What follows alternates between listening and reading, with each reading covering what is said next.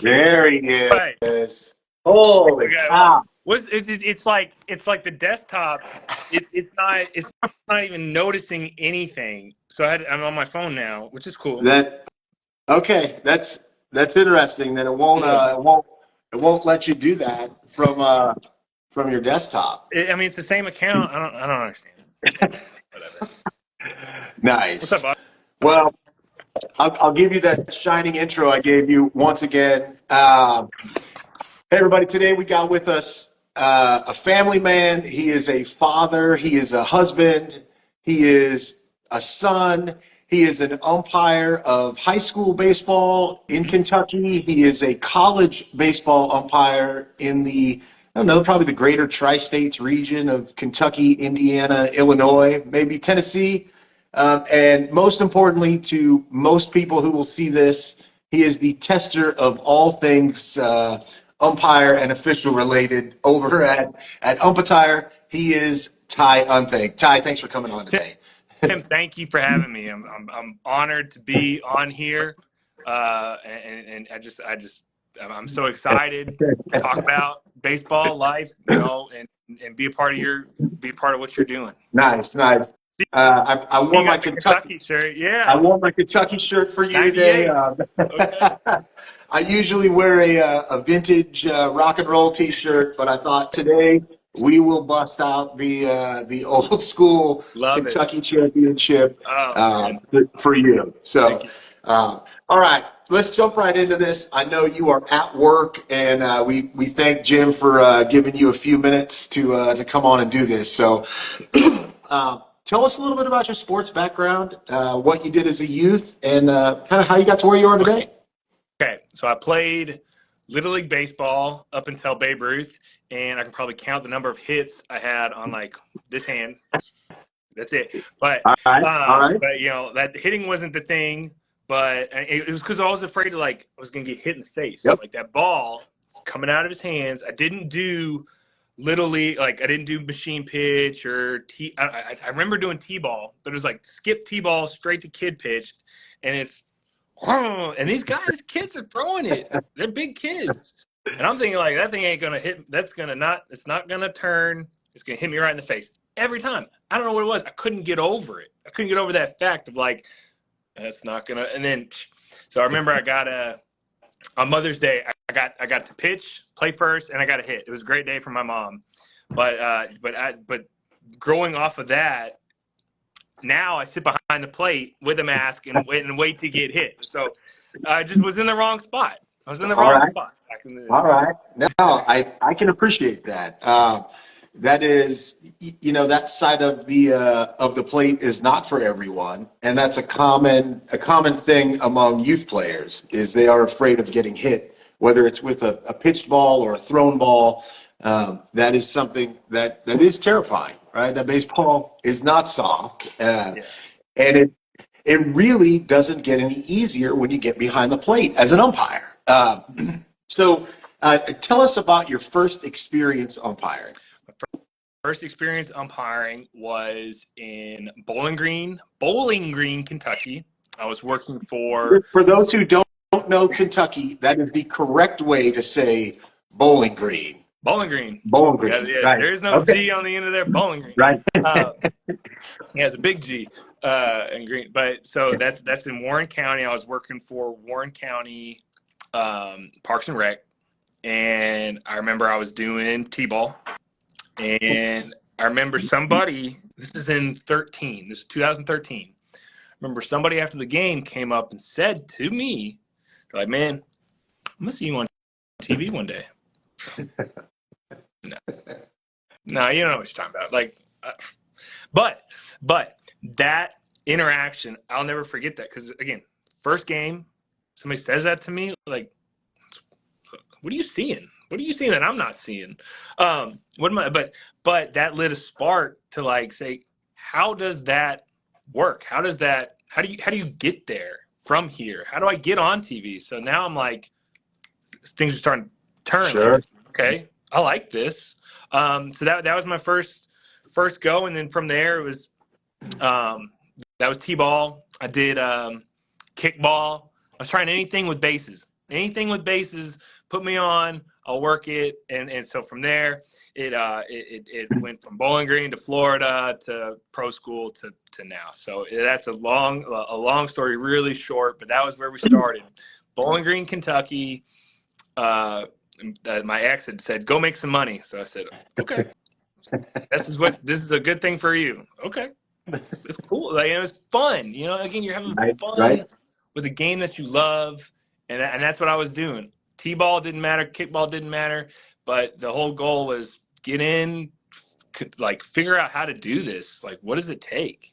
And then just that person making that comment to me was like, oh, like I can do this. You can do this. Now, how, where, what level? That's all up to you. Right. And everybody needs that professional umpire at all those levels. So being that person at that Little League T-ball game that day, that was like I was giving my best, and that's what they want. Yep. So no matter what level you're at, wherever you're starting, you can always be your best and then go build off of there.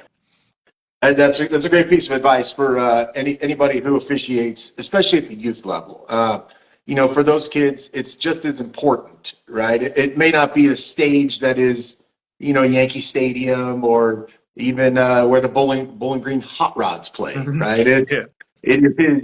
It may not be that stage, but for them, for their parents, for those players, that Saturday morning 10 a.m. T-ball game, right, is Yep. just as important. Yep. So Yep. now I think that's a great piece of advice to give it all, because you never know who's watching, right? Mm-hmm. In the same vein of baseball players, right, that you never know who's in the stands watching you warm up. As an umpire, you don't know if maybe the guy who's in my case, being a Northern California guy. I learned that Billy Hayes' son played travel ball, right? And if you don't, for those who don't know, Billy Hayes is now the one of the director of umpires for the NCAA. So you never know who's in the stands watching and what your aspirations are and that kind of thing. So great piece of advice there, Ty. I did not know you went to pro school. So a lot of people Three don't times. necessarily. Three I'm a, times. I'm a, I'm a big three-time, I want to say loser, but committed to learning the game of baseball, especially in the two-man.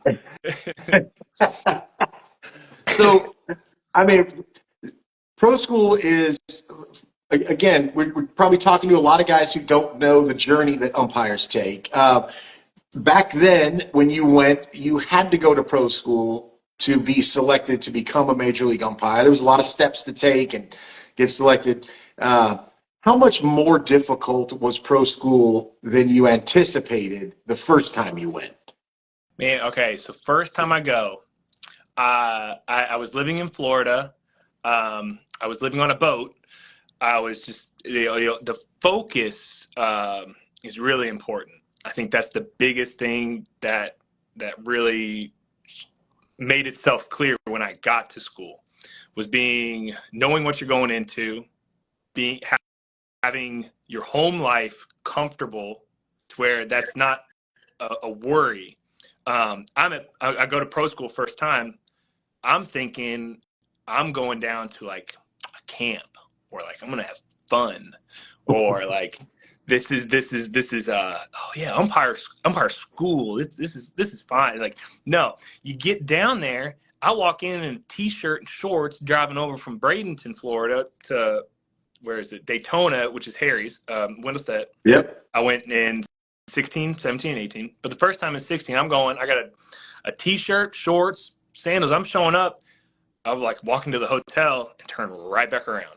Because there's guys in there, and ladies, that are suit, jacket, real nice. Like, again, I'm like, oh, first impression is important.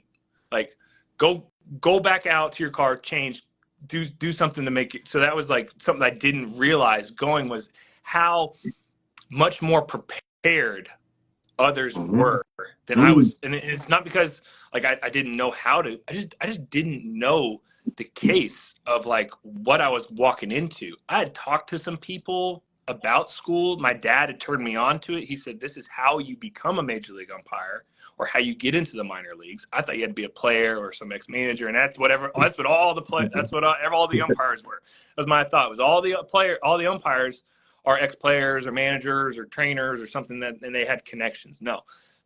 They're regular people starting out just like us, or just like your youth umpires that decide, I'm going to go change my path and I'm going to go pro school and really learn how to do this. And that was the thing. Like the hardest thing going there was realizing first what it is. This is a serious job interview, and it's a job interview day one, suit and coat, like jacket, tie, come prepared. And then from there, anything you know about umpiring, forget it. They're going to teach you how they want it done, but it's not just they want it done that way. It's the best way to do it. It's the best way. They've knocked this system down to figure out how we can best be in the right positions, and learning that, figuring out your responsibilities, your priorities on the field. They teach you how to not be overwhelmed. I got there and I was overwhelmed with how much things I thought I needed to watch. Third base as a base umpire. Yeah, it's over there and you are a base umpire, but that touch is the plate guy. Stop worrying about that. Second and first. And so there's things they always talk about at school, like it clicks. Something's going to click. And if you're distracted going in with home life, my distraction was, is my boat going to get my home that I was living on? Is my boat going to get taken away in the hurricane that's coming and about to hit Florida? Or like, what's going on in my boat? Like, it's a mental. Sure. And their goal at school is to just crank up that mental stress. And they'll put you in all kinds of situations to crank up that mental stress. So that's another, like, you got to be ready for that and have some experience in, like, arguing with people. Little league, T-ball, a year of that, I'm not getting the system. I'm not getting the arguments. I'm not getting the things that are going to prep me for school. So that was probably the most difficult thing, is recognizing what you're walking into, how serious it is, but how beneficial it's going to be if you give your all, focus, and prepare yourself before you get there to really, like, I'm at school, I'm going to learn for this 5 weeks, I'm going to drive it and really grind hard to get there. And in the end, you're going to get what, I believe, what you are supposed to be, where you're supposed to be. I wanted to do it first time. I was so green, I'm panicking. That's what they told me. It was like, you look like you got 1,000 things going on here. And it's like, I do. Like, not just here, but home and everywhere else. Like, I've got a million things I'm thinking about. Oh, And and you I'm need to trying to stop screaming at umpire. me. Right. Yeah, and you got Junior Valentine coming down from the box, and he's like throwing being a manager and like arguing with you. It's like again, just your brain becomes so overwhelmed with all the things there. So that's my biggest advice. Go, be prepared, and be in the best position you can, because once you're there, and they see you, and now your name is associated with that. And when you come back, you're still, that first impression and what you had of your first year carries with you, and it carries with you on to the third year, or however many times you go. Phil Cuzzy won 4 times, and now he's major league umpire. Maybe I just need one more year, but life calls somewhere else, and that's again, I'm blessed to have gone to school, and I'm gained so much from it that I wouldn't change it for nothing. Like, no, I understand how it would have came out, and I'm so happy. I think that's a great story, Ty. You and I have talked in the past, but I had no idea about. Let's talk about living on a boat. I mean, I feel like I've seen that show on TV, right? And someone always gets murdered. Is that the case, that when you live in a marina on a boat? I mean, is it just parties and murders? Is that all that happens? No, it was. I did it out of I just didn't want to leave Florida. Okay. Me and the girl had split, so I said I want to stay here, Okay. and I want to live. I want to know what this life's like. What this like. So I bought a boat, and it's basically camping on a boat. You Yeah. had a battery charger. You had a solar panel to charge my battery, and the battery charged my phone, and then I had like a camping stove in there. It was great. I mean, just practically like basically homeless, but you're not, because you have this awesome like thing that can go somewhere. And so I was living on the beach down in Bradenton Beach, with the Bridge Tinder Inn, which is right there, and then there's about 40 other boats out there, all floating around just like me. But some guys have jobs, some don't. I had a job on the island. It was great. I was working. I had my car on the island. But it's hard. Life is hard when you're doing that. You're out in the elements. I'd wake up and I would just accept I'm going to sweat today. I'm going to sweat. It's going to be hot, but I can go jump in the water. I can literally like jump off this boat and jump in the water right there. Or I can go to the beach and do this. But the best thing was I was still able to umpire. I could still manage myself. I had a storage locker. I had my car. But it was hard. And then going to pro school, you stay in a hotel for a month and get really comfortable to that. And well, for the other guys, it wasn't comfortable. Yeah, they're like bugs and stuff, and like rough sheets and everything. I'm like, I'm living the dream right now. So then going back to the boat, it was like, oh, man, this is hard. Like, this is hard. Like first year I was out there, I was only out there for I was out there for about a year before I moved on land with a friend. But you know, it's really hard. But I was really driven. You know, spiteful. The I'm gonna do that. And like I was like, I'm gonna prove everybody wrong, and I'm gonna live the beach bum life. Oh gosh, think about it now. But no, it's hard. Fun for about 20 minutes, right? The first 20 minutes fun. it was fun. It's fun for about a month, and then you're like, man, my stuff, all my clothes are really dirty, and they're not coming clean. And then I've got to go hike to the laundromat because you don't have a laundry. You can't do your laundry. Wash it. So all my stuff's getting like it's constantly dirty. I'm constantly, and it takes longer to do things. Like if I have to go to a game, I've got to plan to go to that game 3 hours in advance because I got to leave the boat, row in, make sure all my stuff. You get your bag to go to land, so all my stuff had to be packed up nice. You don't want to drop anything.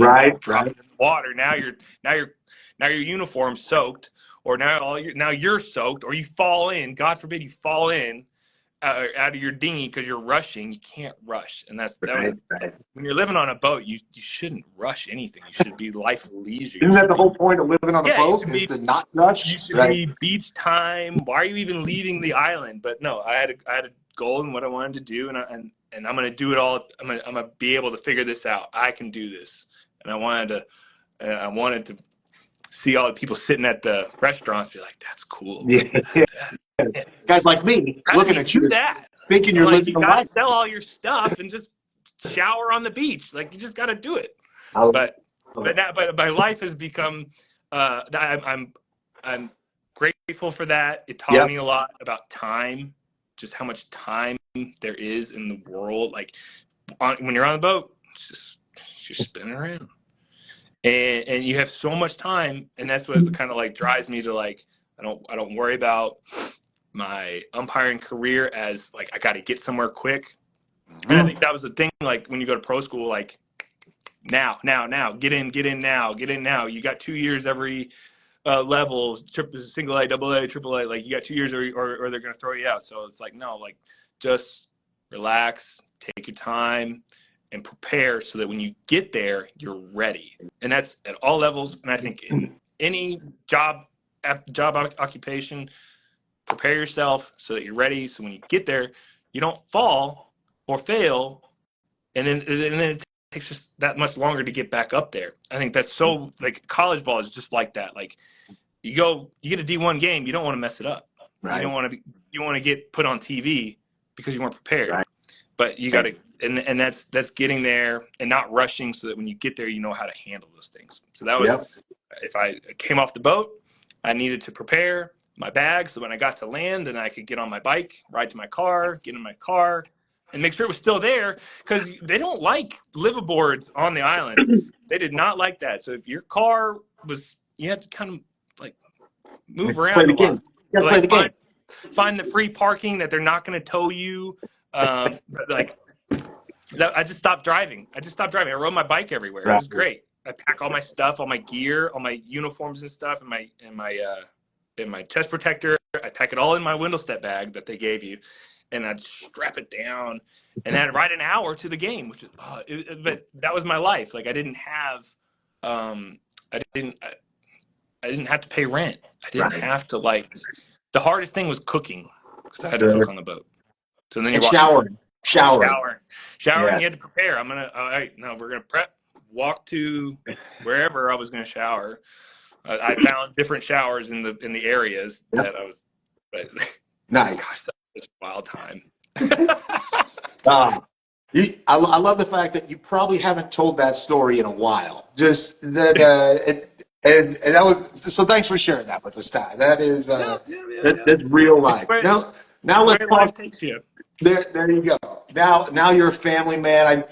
Seen the pictures. You and your wife, your daughter. You got a beautiful family, Ty. Thank you. You've clearly moved on. I don't think your wife would put up with a boat life. So good for you. If she watches this at all, he has moved past the boat life. So that's so. Yeah. Let's jump in a little bit. Talk about what you do now. We got a couple minutes left. I know we went a little long, but. You test gear, you review gear for officials around the world. UmpAttire is the largest officials retailer in the world, I believe. Online retailer. Yeah. Online retailer, yeah, in the world. And they sell officials gear for, if you can play it, they probably have the referee or umpire or officials gear for it. So, tell us a little bit about your favorite piece of umpiring gear and how that piece of gear has changed since you started umpiring. Oh, like I've always loved my Force 3 chest protector. Yep. I mean, if there's one thing that like I won't go without, or I'm like always like, ugh, like I have to put something else on, like it's just not fun. It's just not comfortable. It doesn't flex like I like to. So that is probably working here has been the most beneficial part, is you get to try stuff on now, and see what works for you. And looking at the Force 3 and how it's changed, I mean, I see umpires in the original version, which is like Yeah. And they've got it all worn down, and it's all shaped to their body, and I'm like, you're gonna go behind the plate in that thing? Like, I know mine, like I'm not gonna bash Force 3. I love Force 3, and how it's built. Like it has the plates in the right spots, but there are places that where those creases come together. Like you get that spot, it's gonna feel different than it was up here. Or if you're in a traditional hard shell where you have the whole piece and there are no breaks, and it's that shell that you're in. So I accept the limitations.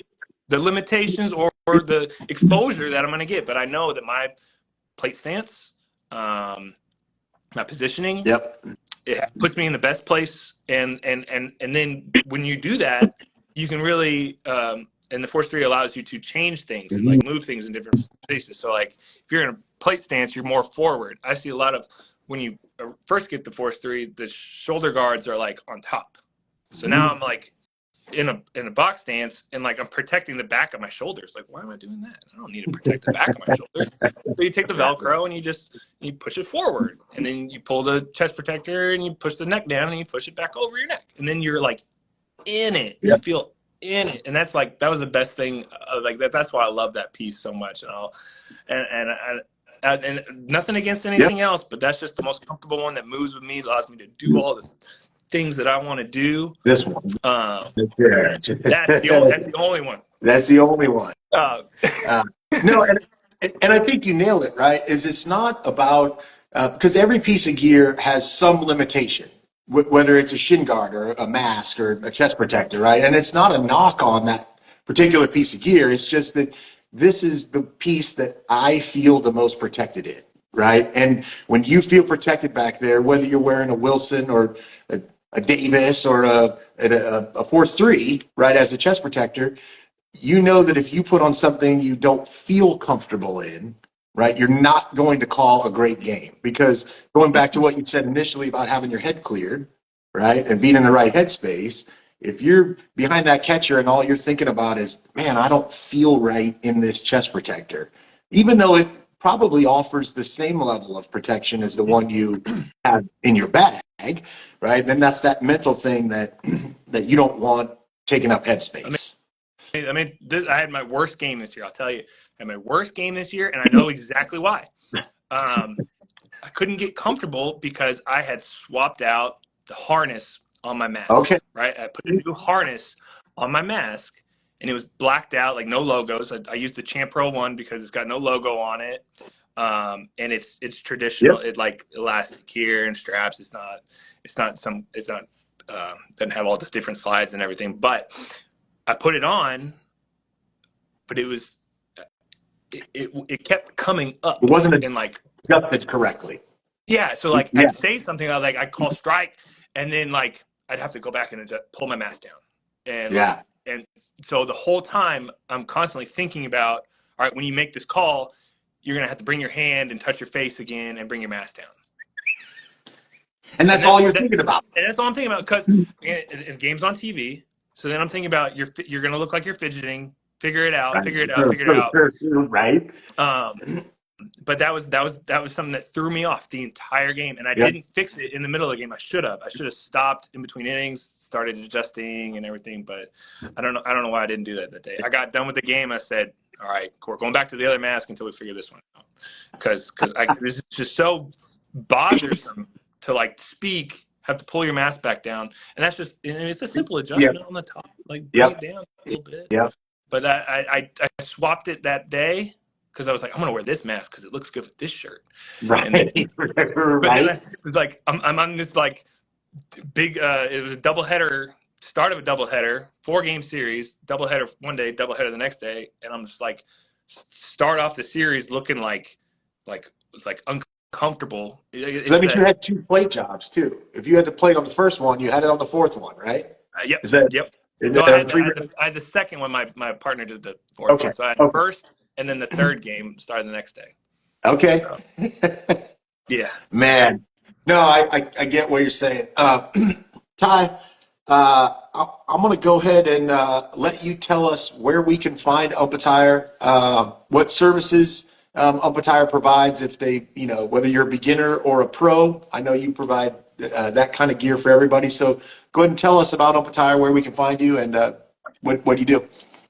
So obviously, search UmpAttire.com. We are your #1 online retailer for sports officials gear and apparel, and that's all sports as much as we can. Right now, we obviously target baseball, softball, football, lacrosse, wrestling, and soccer and volleyball. Water polo? That's no. I think they wear kind of like probably the same stuff as some of the volleyball people I've Okay. noticed. Okay. It's that white shirt or like blue solid colored shirt.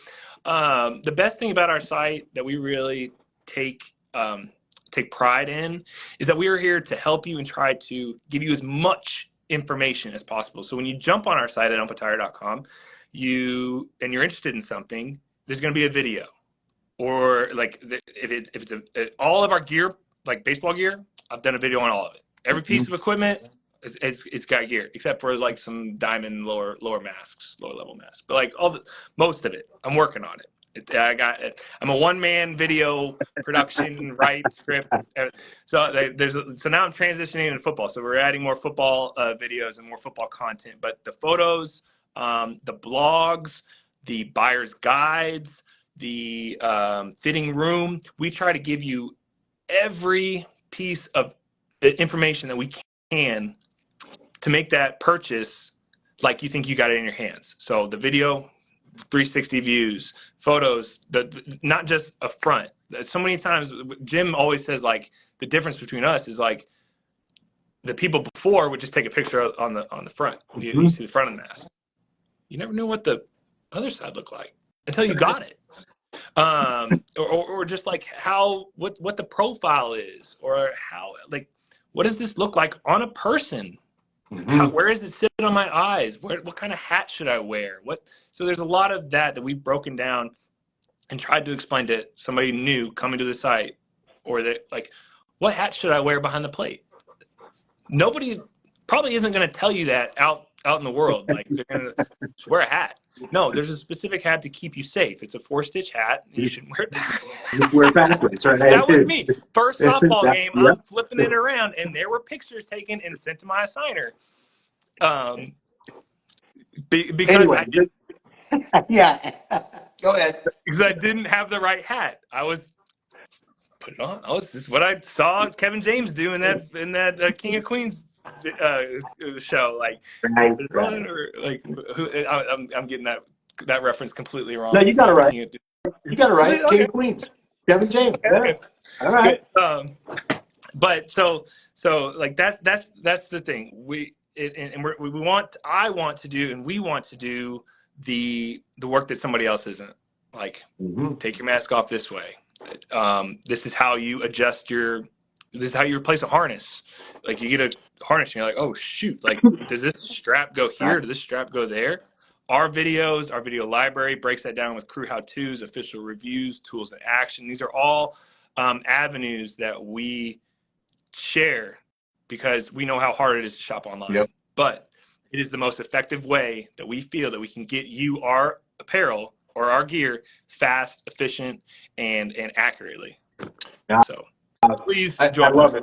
it. As an official, I can vouch for UmpAttire. They are one of the best online customer service web portals out there. Whether you're buying official gear or anything, they will ship you your gear fast. They've got a great return policy if you want to try something on, like to Ty's point, and Ty does a great job reviewing gear and, like he said, showing it from all different sides how it looks on him. So Free Ty, returns. If you're nervous about something, free returns within the yep, U.S. That's something that, like, a lot of companies don't yep, do. They make you pay for it to ship it back. No, we want you to get it. If you don't like it, ship it back. We'll even exchange it for nothing. Like, okay, I needed I got the 15 and a half shin guards. I needed the 18 and a half. So that's a yep. pretty big difference. But I hope that doesn't happen. But our fitting guide should show you the size that you need so you can order accurately the first time. But I understand, we understand the issues with shopping online. But Yep. the best thing is free returns. We can take care of you. We want you to be in your best prepared for your game. I love it. Ty, appreciate you coming on. Appreciate what you do for us officials through UmpAttire. Good luck next season. And then before you go, I have one last question I ask every single time. Whoever comes on, there's no right or wrong answer. I just want your answer. Ready. Do you love to win or do you hate to lose? Man, I love winning. I want to get there. Like, I can take a loss if I know that I worked my hardest. But man, when you knock it out of the park and you get recognized as that you're the, there's nothing better, because you crushed it. I can take coming in second, okay, because I can be happy for you. I can be happy for my umpire. And y'all, everybody knows that feeling of, like, he got that game or she got that game. Why did they get that game and I didn't? No, be happy for them. Don't be a sore loser. Be happy for them, because you're going to come right next to them. And when you encourage them, umpiring, officiating is bringing you with me. Yep. So if you get a game, Tim, and I'm like, man, that's awesome. I reach out. There's so many guys I reach out. I was like, man, that's awesome. You got the conference tournament, or like, that's great. And then